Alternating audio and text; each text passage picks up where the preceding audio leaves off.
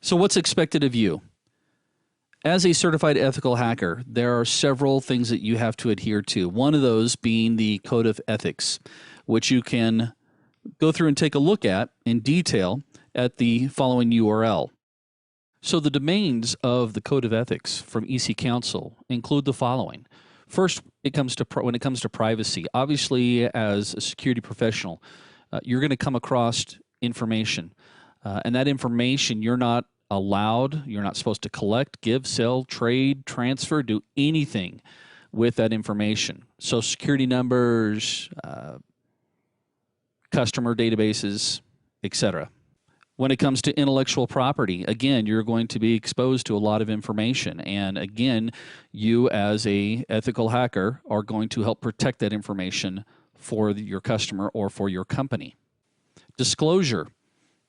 Disclosure, you may uncover some things that in some cases may actually be uncomfortable to talk about. I had a particular situation where the gentleman who hired us to come out to do a pen test, we came across some information. We'll just say it was of adult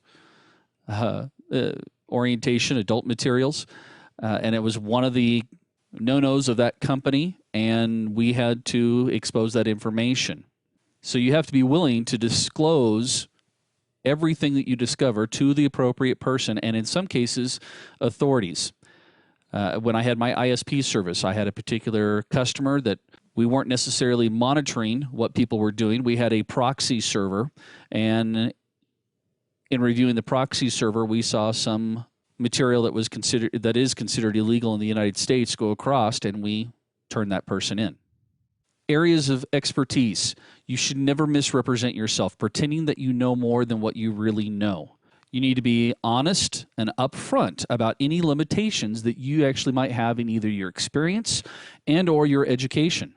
There's nothing wrong with letting people know by saying, hey, this may be outside of my realm. Hopefully you have a network that you can bring in somebody that may have an expertise in that particular domain. Unauthorized usage. You should never knowingly use software or products that are obtained either unethically or illegally. Illegal activities. As you go through and you represent yourself as an ethical hacker, there may be situations that you have to make sure that you stay clear of, such as double billing or seeing that a particular project may or may not take a certain length of time and you do things that extend out your time so you can bill them for more financial gain. We would also include bribery. There are many situations where you might come across something, and as you're talking about it to an individual or a person within that company, there may be some type of bribery that may take place. And again, your job is to make sure you maintain that code of ethics. Authorization. As either a contractor or possibly an employee of a company, you need to make sure that you use their property in a way that is authorized and that it is to their knowledge and consent. We don't ever do things sneakily behind the door. Disclosure. Now, I know I mentioned disclosure previously. It's our third pull it down, but this is a different type of disclosure.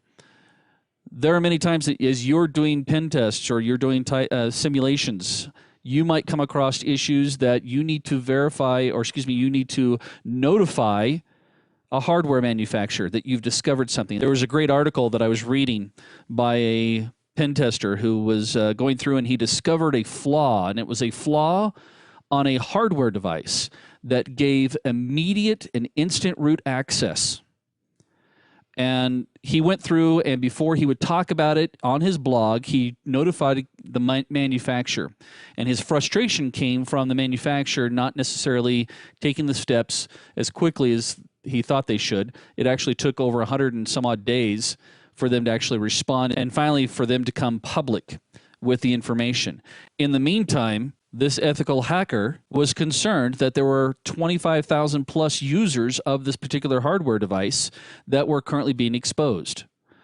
So if you come across some type of a flaw, you do need to notify the manufacturer so that you can help fix other customers. If by chance they don't respond, I would probably, and this is actually what the author did, is he went through and started posting his frustration on Twitter and made sure he tagged this particular manufacturer so they could see that he was getting ready to announce it. And it wasn't until he got very close to finally coming out and telling everybody what the flaw was that they actually responded and came out with a fix. It was actually for a NAS device, a business level NAS device, which was kind of interesting. Management.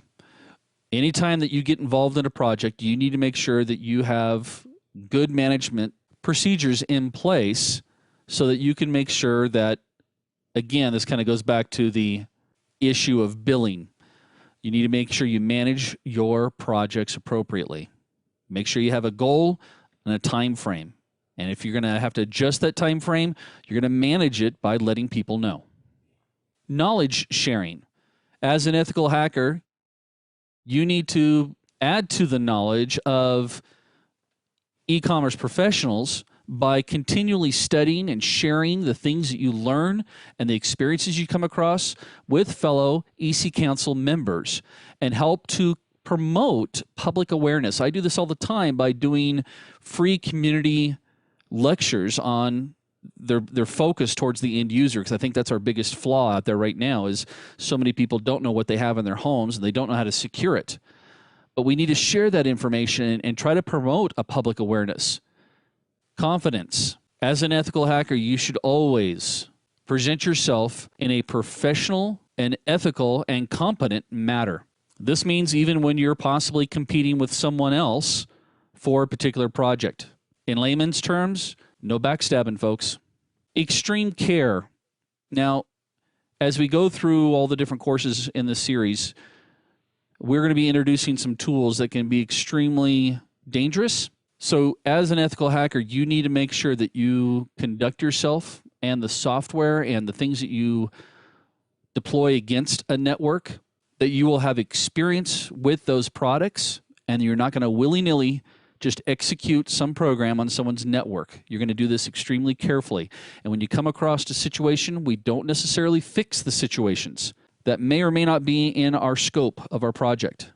And even though we may think we know what's best for their company or for our company, we're still going to get guidance and clearance for any type of action. Malicious activities. Again, you are not going to associate with any type of malicious hackers or engage in any type of activities that we be considered malicious. No compromise.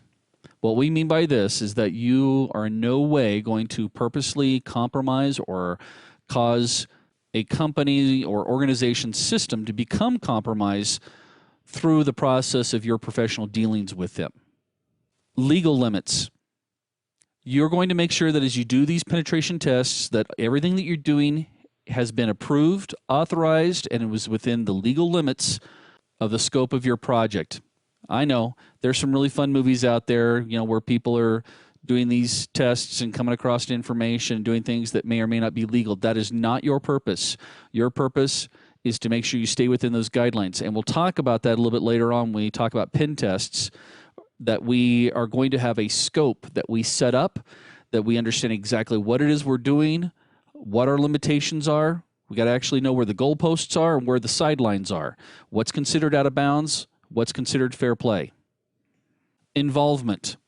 As an ethical hacker, you are making a promise. You're going to adhere to the code of ethics that you will not partake in any black hat activities or be associated with any black hat communities that are out there trying to endanger people's networks infrastructure. Now, that doesn't mean that, and we'll talk about this with vulnerability research, that doesn't mean that you're not monitoring them, but you're not going to help promote them. You're not going to help solve their problems, especially when it comes to dealing with online forums, which gets us to the last one, which is underground communities. So again, you are not going to be a part of any underground hacking communities for the purpose of being an evangelist or expanding the black hat knowledge or their activities. If you see something happening, again, I monitor some of these communities to see what the big shindig is out there, and then I know that I use that as part of my utility belt There's my Batman reference. Part of my utility belt, so I know what hackers are thinking. Again, I would need to get this across to you. You should be thinking like a hacker. You are a profiler. And in order to understand the enemy, you've got to know what the enemy is doing and what they're up to.